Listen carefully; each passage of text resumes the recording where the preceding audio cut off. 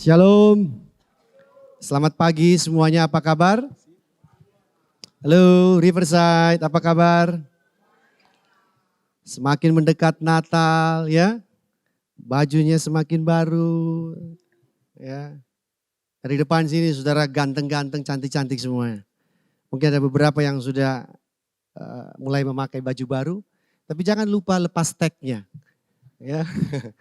Oke, judul daripada firman Tuhan pagi hari ini, The Love of the King. Ya, desainnya agak sedikit imut ya saudara ya. Judulnya adalah The Love of the King, kasihnya Sang Raja, dan kita sudah ada di ini Advent minggu ke-3 ya. Minggu depan kita sudah merayakan Natal. Kasihnya Sang Raja. Judul ini sedikit menantang kita bahwa apakah raja itu mempunyai kasih atau raja itu adalah sendiri kasihnya, ya. The king is the love itself. Jadi raja itu dia adalah kasihnya, bukan dia memiliki kasih. Nah, kita bisa lihat di dalam 1 Yohanes 4 ayat 16, di sini jelas sekali dikatakan bahwa seperti ini, saya bacakan. Kita telah mengenal dan percaya dan telah percaya akan kasih Allah kepada kita. Kita kenal, kita percaya kasih Allah buat kita. Kalimat lanjutannya, Allah adalah apa? Kasih. Bukan Allah punya kasih, tapi Allah adalah kasih. Bahasa Inggrisnya God is love. The King is love. Dan barang siapa tetap berada di dalam kasih, nah ini memperjelas statement Allah adalah kasih. Barang siapa tetap berada dalam kasih, itu berarti ia tetap berada di dalam Allah. Karena Allah adalah kasih dan Allah ada di dalam dia. Jadi Allah itu adalah kasih, bukan memiliki kasih yang suatu saat bisa habis dan pudar. Benar gak sih? Kata memiliki, kalau misalnya statement dibilang Allah punya kasih atau Allah memiliki kasih. Kata memiliki berarti bisa hilang. Bisa punah. Bisa sirna. Bisa pudar. Tapi karena dia adalah kasih dan dia adalah kekal, sehingga kasihnya itu kekal. Tidak ada bisa habisnya. Ada sebuah peribahasa. Kalau saudara waktu kecil ya, kalau nakal, biasa pepatah ini diberikan kepada kita. Kalau kita nakal khususnya kepada ibu. Kasih ibu sepanjang, semua tahu ya. Kasih ibu sepanjang masa, kasih anak sepanjang galah. Galah itu, nah bagi orang dari timur galah nggak terlalu populer. Orang Ambon bilang pangkuku. Buat nyodok-nyodok buah itu kan. Dan itu nggak mungkin 10 meter, 20 meter, enggak, itu pendek-pendek. Kasih anak cuma sepanjang. Cuma peribahasa ini waktu saya baca tadi malam bahwa kasih manusia sepanjang masa, khususnya ibu, dan kasih anak hanya sepanjang gala. Pertanyaan saya langsung muncul di kepala, bapaknya kemana? Karena cuma dibilang kasih ibu sepanjang masa, kasih anak sepanjang gala. Bagaimana dengan kasih bapaknya? Apa kabar dengan kasih bapaknya? Kabar baik buat kita pagi hari ini. Di dalam Yeremia 31 ayat 3. Kasih Allah Bapa buat kita adalah, aku mengasihi engkau. Dengan apa? Kasih yang kekal. Everlasting love. Sebab itu, karena dia punya kasih yang kekal, dia adalah kasih yang kekal itu. Oleh sebab itu, dia bisa melanjutkan kasih itu kepada kita. Amin. Amin. Karena kasihnya gak akan habis-habis, kekal, everlasting. Sehingga dia bisa melanjutkan kasih itu buat kita temurun demi temurun, generasi demi generasi. Karena kasihnya everlasting, kekal. Dan di dalam 1 Yohanes 4 ayat 16, ayat yang sebelumnya yang tadi kita baca. Kita kenal kasih itu. Kita percaya kasih itu. Amin. Pertanyaannya, kita kenal dan kita percaya kasih itu lewat apa? Karena Allah adalah roh. Saudara bisa mengenal satu pribadi yang tidak bisa dipegang, tidak bisa dilihat. Tidak bisa dirasakan karena dia adalah spirit, dia adalah roh. Bagaimana saudara dan saya bisa mengenal pribadi tersebut? Kita telah mengenal dan percaya kasih itu. Pertanyaannya, ini kasih yang kekal tapi dia roh. Dia nggak kelihatan. Nah, bagaimana kita bisa mengenal kasih tersebut? Kita kenal kasih tersebut lewat Yesus Kristus. Amin, Riverside. Kita kenal dia lewat Yesus Kristus. Yesus adalah ekspresi kasih Allah yang paling nyata bagi manusia. Kok gak ada amin? Apakah saudara pikir kasih Allah yang paling nyata dalam kehidupan saudara adalah berkat yang saudara terima? Kesembuhan yang saudara terima? Kelepasan yang saudara terima? Pemulihan keluarga yang saudara terima? Kasih Allah yang paling nyata, tangible, paling nyata, saudara bisa lihat. Alkitab berkata bisa diraba firman itu. Adalah Yesus Kristus yang pernah lahir datang ke dalam dunia ini. Firman menjadi manusia. Amin. Itu ekspresi kasih Allah yang paling nyata yang bagi semua umat manusia. Sehingga kita bersuka cita, ini kasih yang bukan angan-angan.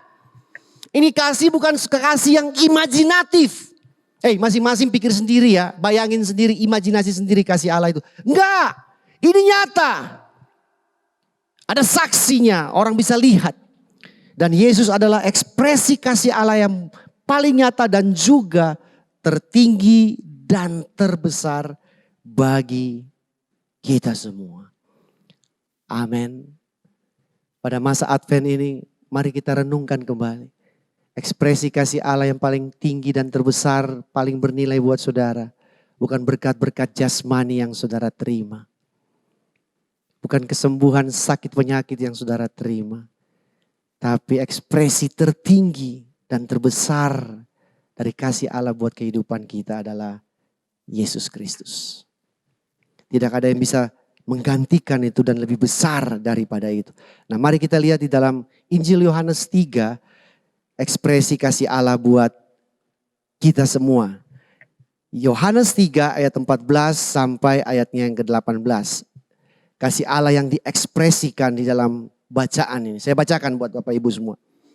Injil Yohanes 3 ayat 14 sampai 18. Dan sama seperti Musa meninggikan ular di padang gurun, demikian juga anak manusia harus ditinggikan. Oke. Supaya apa? Dia ditinggikan supaya apa? Setiap orang yang percaya kepadanya beroleh apa? Hidup yang kekal. Nah, ini ayat sentralnya. Karena begitu besar kasih Allah akan dunia ini, sehingga Ia telah mengaruniakan anaknya yang tunggal, supaya setiap orang yang percaya kepadanya tidak binasa, melainkan beroleh hidup yang kekal. Sebab Allah mengutus anaknya ke dalam dunia ini bukan untuk menghakimi, melainkan untuk menyelamatkannya oleh Dia. Barang siapa percaya kepadanya, ia tidak akan dihukum. Barang siapa tidak percaya, ia telah berada di bawah hukuman. Sebab ia tidak percaya dalam nama anak tunggal Allah. Nah, kita baca pelan-pelan dari ayat 14. Dikatakan dibuka dengan sebuah cerita yang ada di dalam kitab Bilangan 21 ayat 4 sampai 9. Saya nggak ada punya waktu untuk baca seluruh perikop itu. Saudara akan baca cerita mengenai Musa membuat ular dari bahan tembaga dan dia pancangkan di sebuah tiang dan dia taruh di tengah-tengah bangsa Israel pada saat itu Israel sedang dihukum karena persungutan mereka, keluh kesah mereka, ular tedung. Apa tuh? Saya cari ular tedung itu dalam bahasa Indonesia yang lain cuma dibilang beracun. Kobra bukan. Nah, perkiraan saya semua ular yang ada racun disuruh mendekat dan menyerbu bangsa Israel. Dan mereka dipagut, digigit oleh ular tersebut. Begitu digigit oleh ular tersebut, boleh ada yang mati, yang kejang-kejang, mulut berbusa. Ya, mulai gelepar-gelepar, mereka mulai teriak kepada Tuhan minta ampun. Tuhan ampun, kita udah berdosa. Terus Tuhan bilang Musa, cepat buat ular dari tembaga, kamu pancang di sebuah tiang dan kamu taruh angkat tinggi. Barang siapa yang lihat ular itu setelah digigit oleh ular beracun, dia tetap hidup. Waktu dia lihat ular tembaga yang melingkar di tiang tersebut. Anyway, ular yang melingkar di tiang tersebut bukan lambang dari apotek. Walaupun mirip-mirip, saya nggak tahu. Mungkin apotek yang meniru, yang mengambil perumpamaan itu bahwa barang siapa datang ke apotek, ia akan tetap hidup. Dan bangsa Israel diceritakan dalam bilangan tersebut. Yang kena gigit, mulut mulai berbusak. Jari-jarinya mulai kaku, mulai kejang-kejang. Begitu lihat ular tembaga itu, langsung lemes, normal kembali. Jalan darah lancar kembali dan tetap hidup. Dan ini menggambarkan apa yang dilakukan oleh Yesus. Nah, kata demikian juga anak manusia harus ditinggikan di dalam ayat ke-14 tersebut. Banyak orang salah tafsir. Karena kata ditinggikan kalau di kalangan orang karismatik itu berarti apa? Nyanyi lagu, betul? Iya kan? I exalt, diangkat lebih tinggi lagi saudara. Kurang tinggi, wah naik atas kursi supaya lebih tinggi. Iya kan? Nah, ada sebuah ayat yang menjelaskan ayat daripada Injil Yohanes ini. Sama di dalam Injil Yohanes yang sama, tapi pasalnya berbeda. Pasal 12 ayat 32 sampai 33. Nah, ini seringkali saya beberapa kali ikut seminar praise and worship. Ayat ini dipakai untuk menjelaskan apa yang terjadi waktu umat Tuhan memuji Tuhan, menyembah Tuhan. Bahwa khususnya seminar pertumbuhan gereja. Pakai ayat ini bahwa kalau kita praise and worship, kita nyembah Tuhan, maka Tuhan akan membawa jiwa dan jiwi datang ke dalam gereja.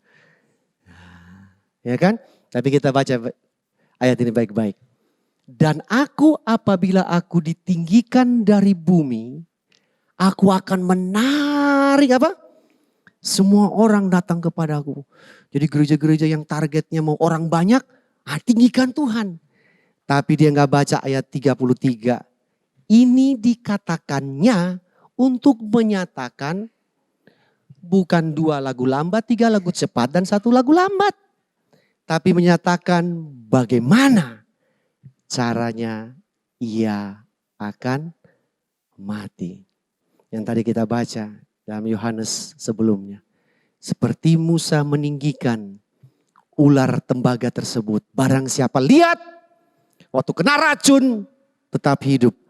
Yesus pun ditinggikan, digantung di atas kayu salib. Saya baca dalam terjemahan sederhana Indonesia ayat yang sama. Nah, saudara akan terbuka pikiran saudara bahwa ini bukan mengenai praise and worship. Lalu aku sang manusia akan diangkat dan digantung tinggi di atas tanah. Apakah itu praise and worship? Nyanyi lebih lembut lagi supaya Yesus digantung di atas tanah. Enggak. Memang dia digantung di atas tanah itu karena itu caranya dia mati. Yaitu tergantung di antara bumi dan langit. Betul?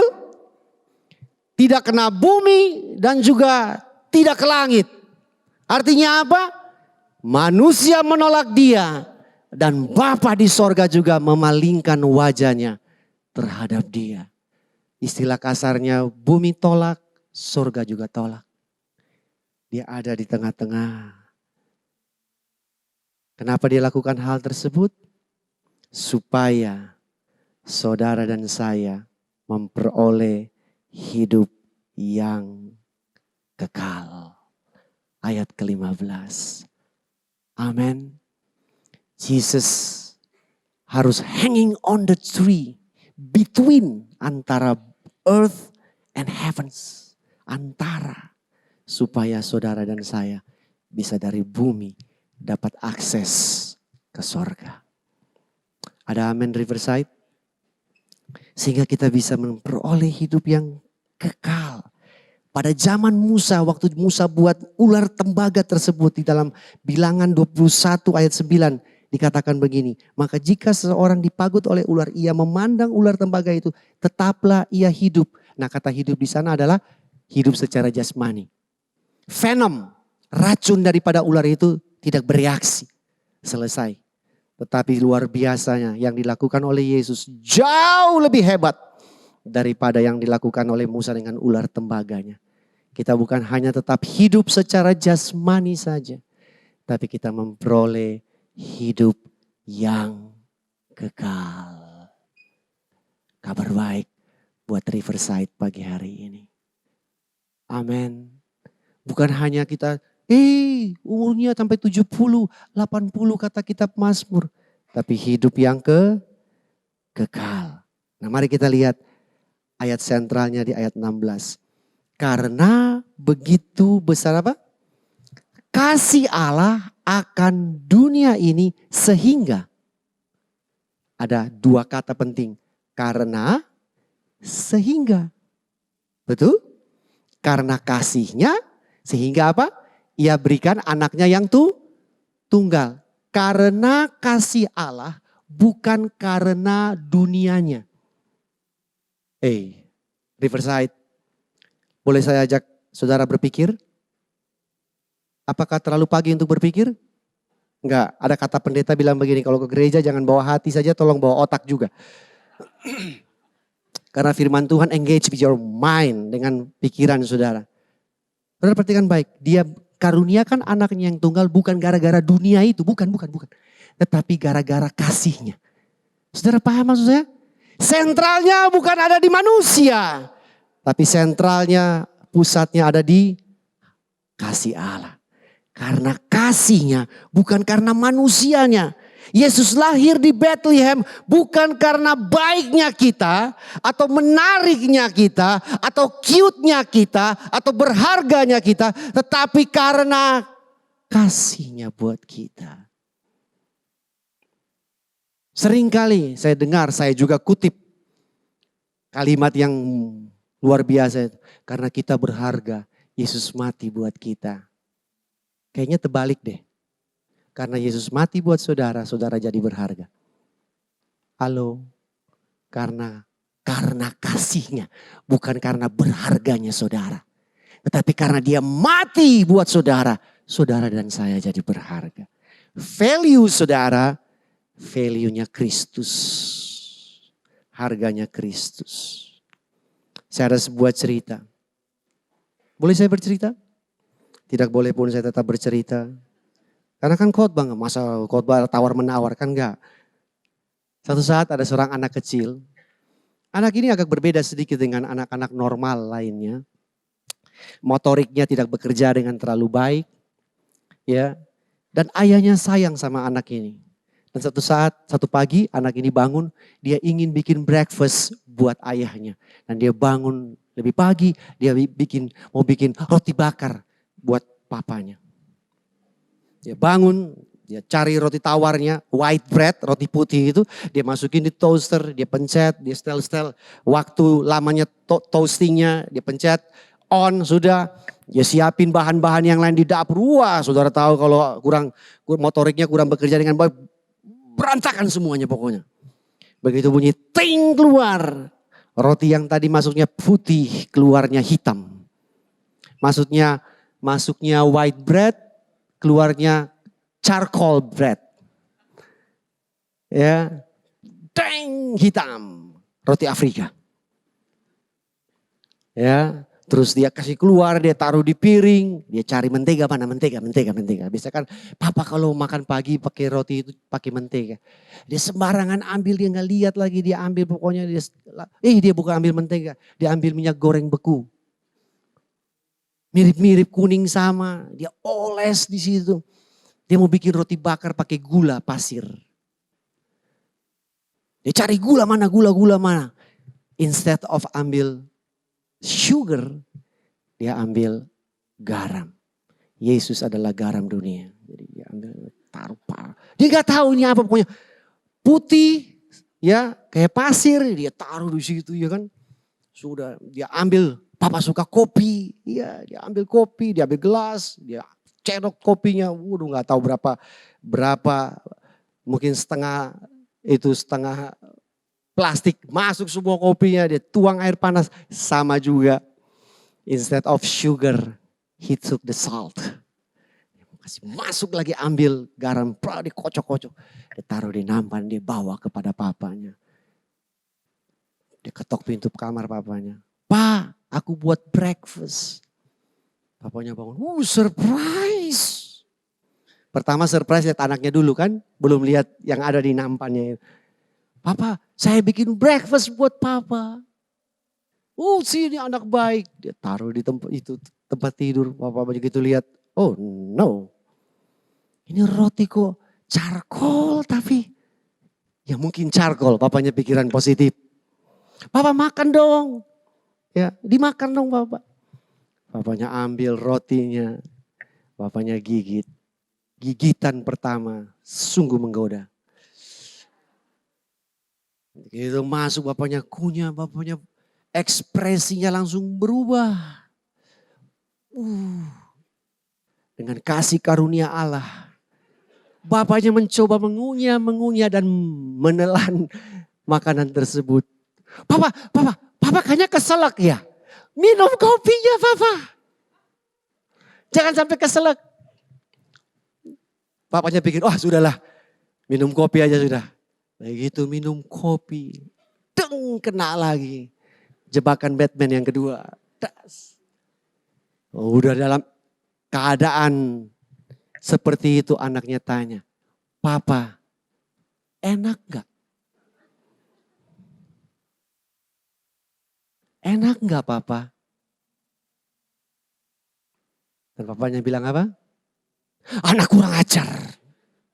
Enggak. Papanya bilang, enak banget. Bener pak enak. Iya enak. Sampai menangis bapaknya. Saya mau tanya saudara. Papanya bilang enak itu karena rotinya memang enak? Atau apa yang membuat papanya bilang roti itu enak? Karena kasihnya. Betul? Karena kasihnya terhadap anak itu. Dia abaikan roti yang hitam seperti tersebut. Asin. Gak karu-karuan rasanya. Karena kasihnya. Bukan karena anaknya. Bukan karena roti yang dia buat. Besar kasihnya Allah kepada kita. Itu diukur dari mana saudara? Ukurannya adalah anaknya yang tunggal diberikan buat kita. Lahir di kandang hewan. Ditaruh dalam palungan yang kotor.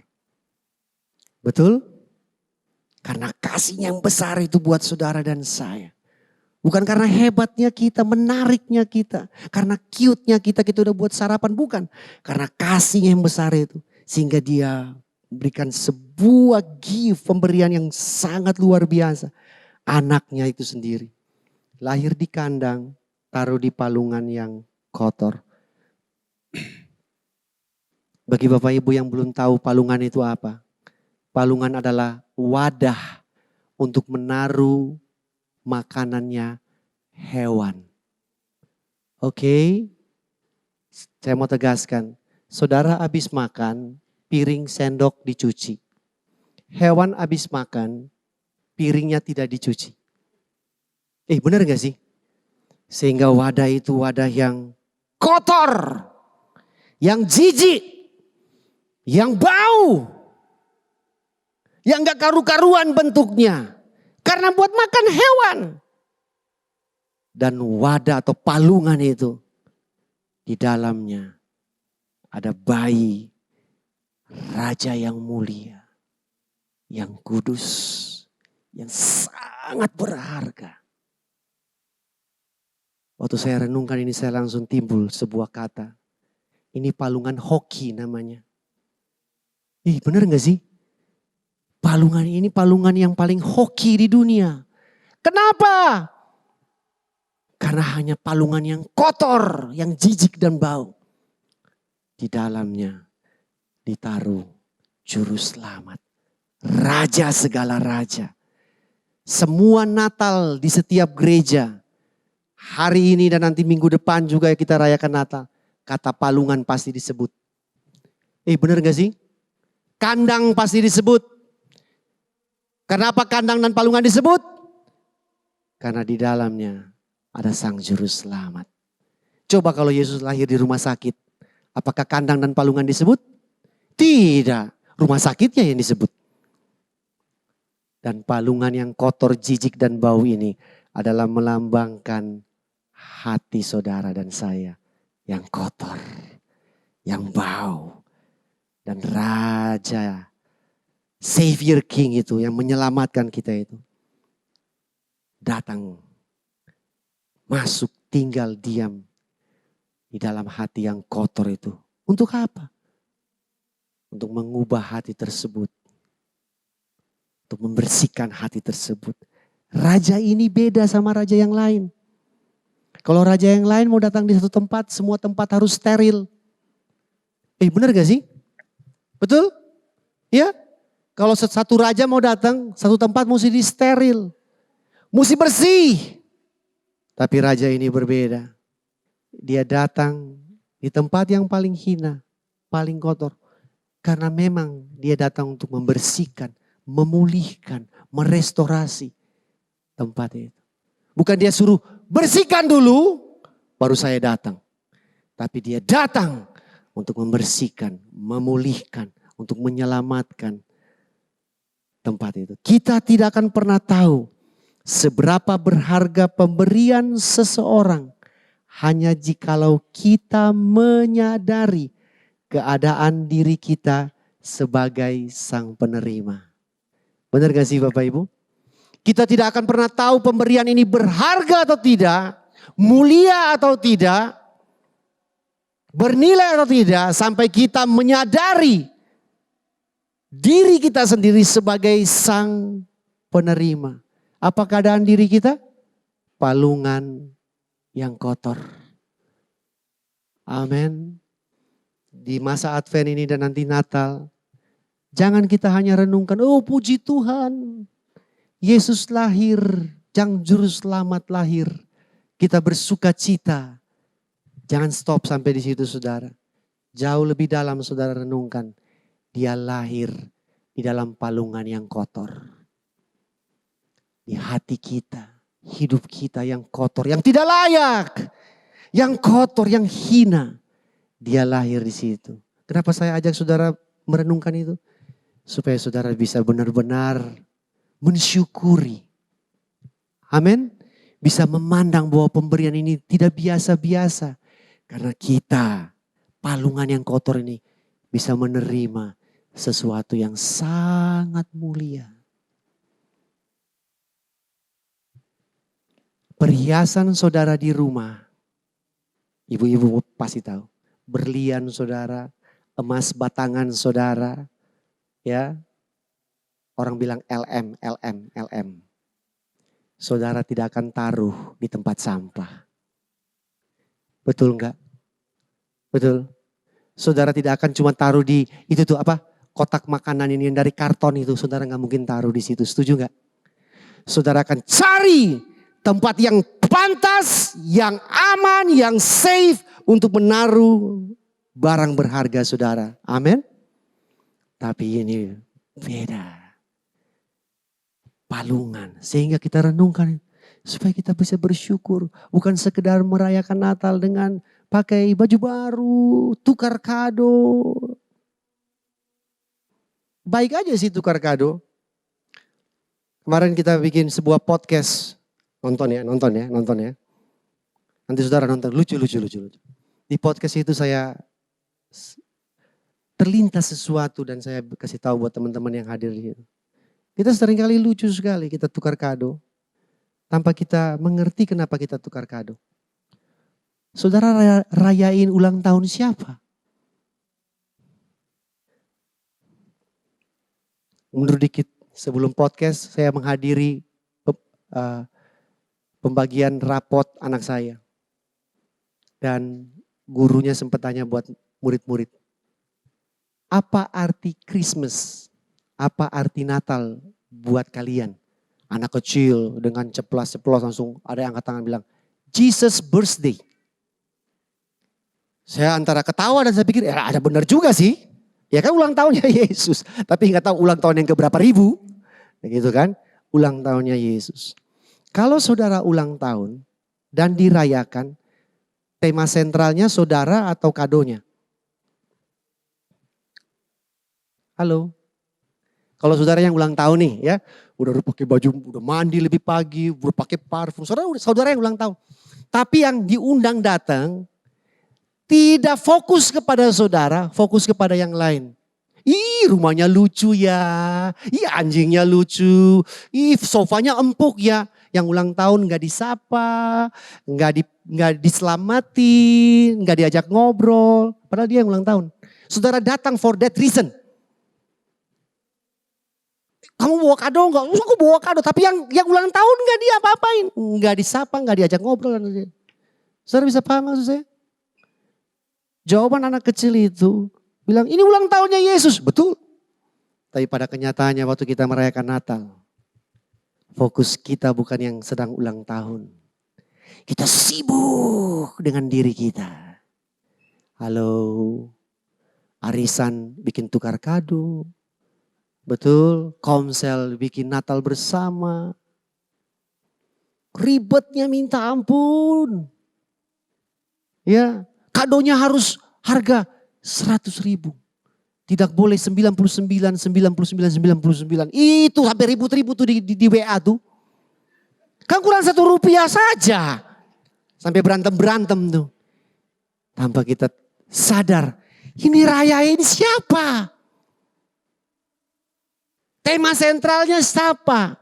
Ini pusatnya siapa yang ulang tahun? Kado ini buat apa? Dan itu cuma menjadi sebuah perayaan. Event. Dan kita nggak tahu siapa yang ulang tahun. Sekali lagi saya ulang, kita tidak akan pernah tahu seberapa berharga pemberian seseorang jikalau kita tidak menyadari keadaan kita sebagai sang penerima. Kita nggak layak. Makanya Roma 5 ayat 8 bilang begini, Allah menunjukkan kasih-Nya kepada kita oleh karena Kristus mati buat kita ketika kita masih dalam keadaan dosa. Saudara mesti tahu keadaan saudara. No hope. Gak ada pengharapan. Palungan ada harapan apa? Sampai tahun 2025, 2026, 2027 palungan tetap palungan. Kotor, hina, jijik bau. Tapi harapan datang. Karena ada Yesus lahir di sana. Kita lanjutkan. Sorry. Ayat ke-17. Sebab Allah mengutus anaknya. Anyway saya sudah mau selesai. Khotbah sudah mau selesai. Riverside happy? Munafik nih mulai. Saudara suka khotbah pendek apa khotbah panjang? Yang bilang panjang sangat munafik. Suka khotbah pendek apa khotbah panjang? Pendek, jujur. Oke, saya juga suka khotbah pendek. Sebab Allah mengutus anaknya ke dalam dunia bukan untuk apa? Menghakimi, melainkan untuk apa? Menyelamatkannya. Oleh dia ini misi penyelamatan. Rescuing mission. Barang siapa percaya kepadanya tidak dihukum. Barang siapa tidak percaya sudah ada di bawah hukuman. Sebab ia tidak percaya dalam nama anak tunggal Allah. Natal adalah misi Allah untuk menyelamatkan manusia berdosa. Dan biaya misinya itu, cost-nya adalah anaknya yang tunggal. Amin. Saudara kalau pernah ikut mission trip, pernah Bapak Ibu ikut mission trip gereja? Ya, ke pedalaman, ke daerah-daerah terpencil. Kan ada budget tuh. Benar gak sih? Pak Yosua kalau bisa trip ada budget gak Pak Yosua? Biasanya gede. Ya, Kasih makan yang di sana dan juga kasih makan yang di sini. Karena kan kita juga mesti makan. Belum ongkos transport, bensin dan lain-lain dan segala macam. Mission ada cost-nya, ada biayanya. Misi Natal, biayanya bukan 100 juta, 200 juta. Walaupun banyak gereja pada Natal, jor-joran perayaannya, betul? Pura-pura nggak tahu.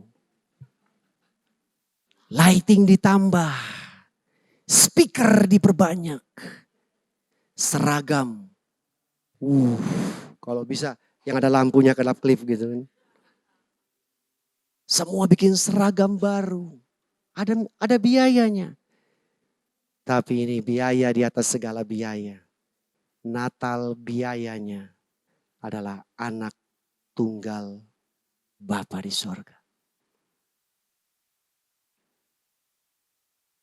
Dia berikan dirinya buat kita. Sehingga lewat misi penyelamatan ini, saudara dan saya bisa mengalami hal ini. Karena Natal, kita bisa stand before God as if we were Christ.